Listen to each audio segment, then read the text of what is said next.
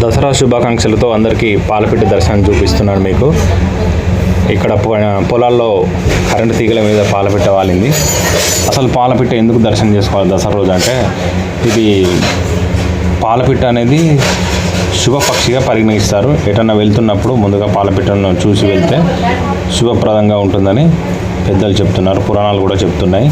ముఖ్యంగా దసరా రోజు నవరాత్రి సమయాల్లో పాలపిట్ట దర్శించడం చాలా పవిత్రమని ప్రాచీన పురాణాలన్నీ చెప్తున్నాయి.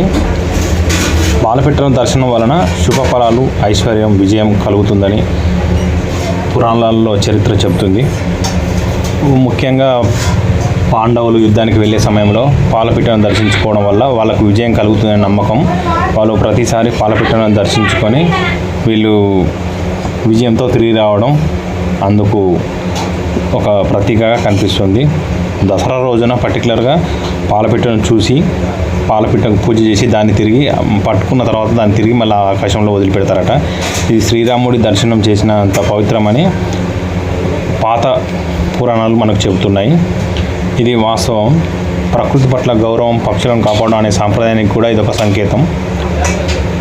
మీరు కోరుకునే కోరికలు తీరాలంటే కూడా పాలపిట్టను మనం దర్శనం చేసుకొని ఎటైనా వెళ్తే అది శుభప్రాయమని మన ప్రాచీన కాలంలో పెద్దలు అందరూ కూడా చెప్తున్నారు.